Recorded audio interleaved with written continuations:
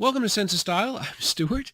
7 affordable fragrances that I wear with confidence. And when I say confidence, I really mean this.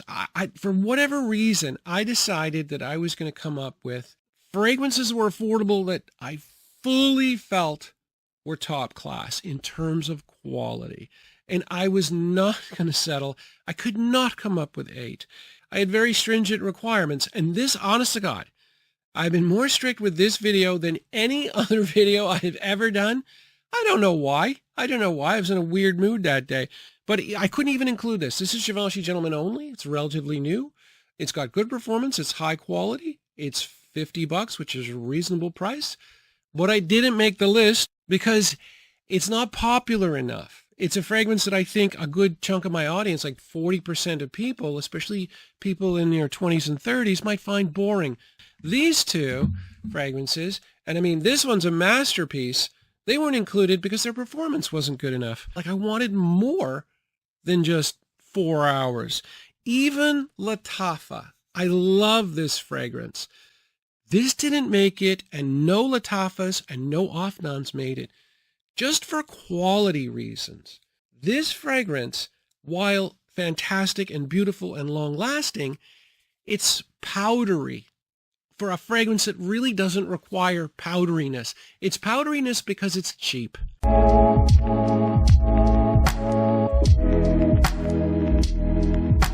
Fragrance number 1, Rosas Mustache. I have a short where I talk about this, where I honestly believe this is the best cologne on the market. I stand by that. Funny thing is, I've never tried what this is cloning, which is YSL Tuxedo. Well, not a true wear, but it doesn't matter because this is a high quality fragrance that's a popular smelling.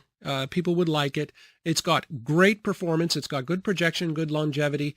It is a fragrance that, even though I have 300, if I put on this, I believe for 75 milliliters is $36. If I put this on, it's like I'm putting on a $100 fragrance. I have that much confidence in it.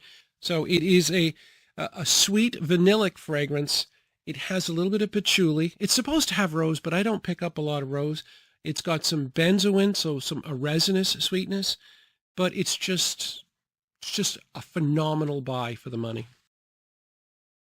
Fragrance number 2, this is Lalique's Ombre Noire. Now, Lalique make great inexpensive woody fragrances, and that's what this is. Now, I am pushing the limits price-wise on this one.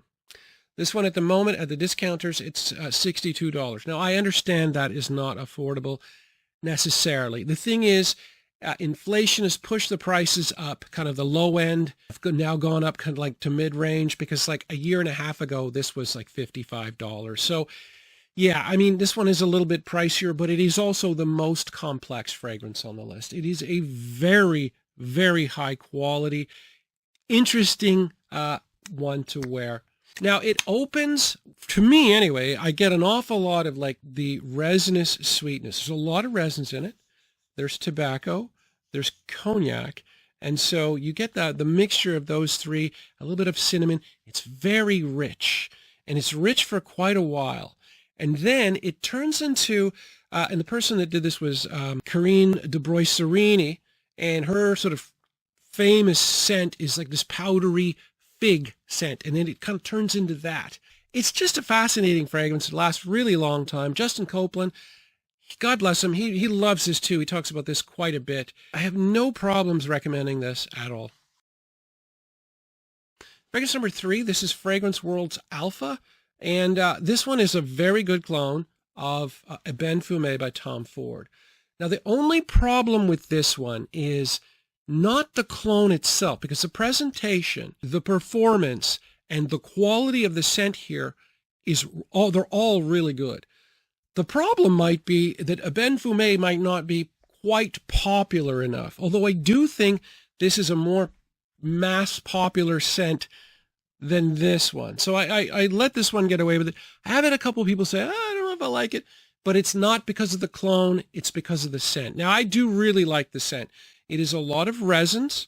It's a woody scent too. So it has a gaiac wood and incense, and as I said, a resinous feel. So sort of a sharp sweetness.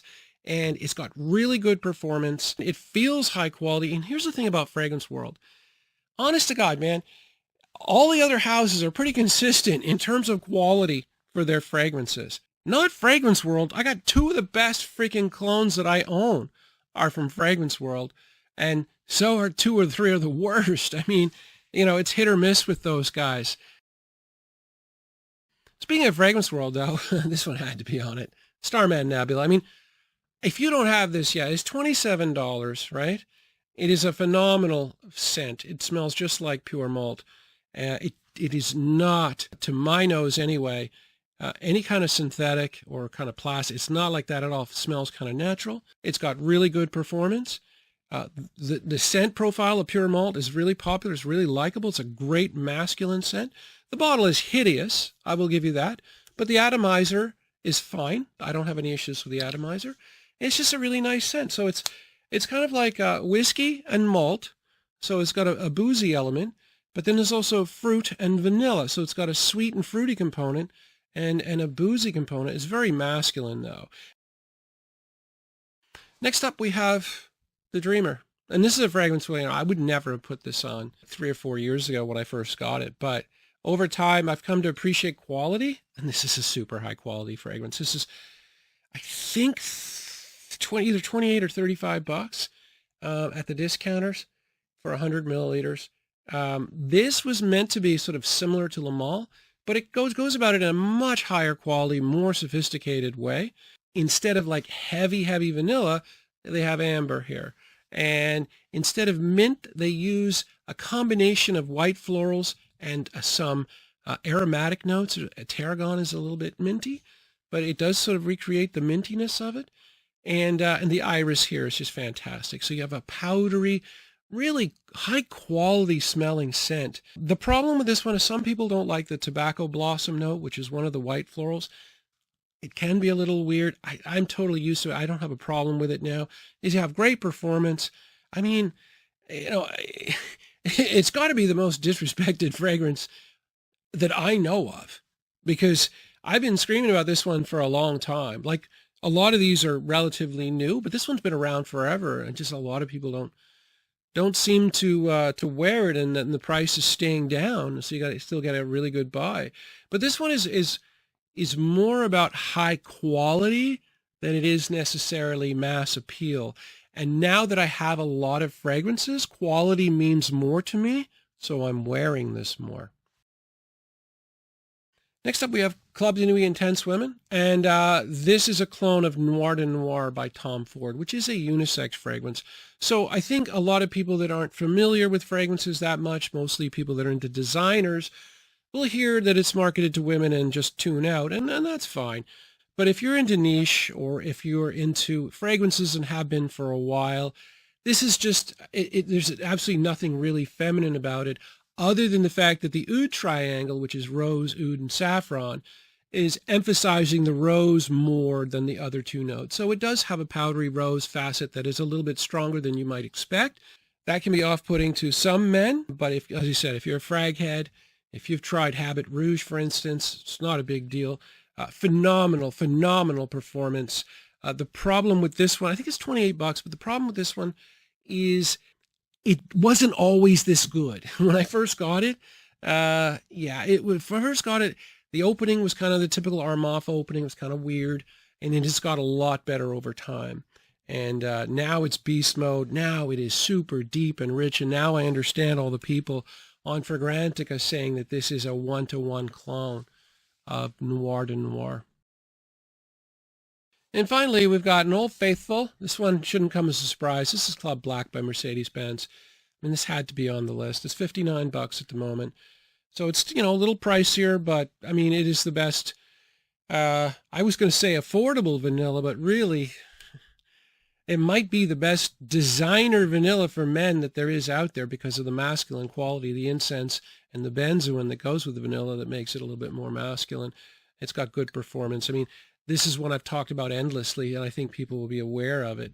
I don't like the bottle. I don't like the atomizer. It's plasticky, but the scent is just fantastic. Anyway, yeah.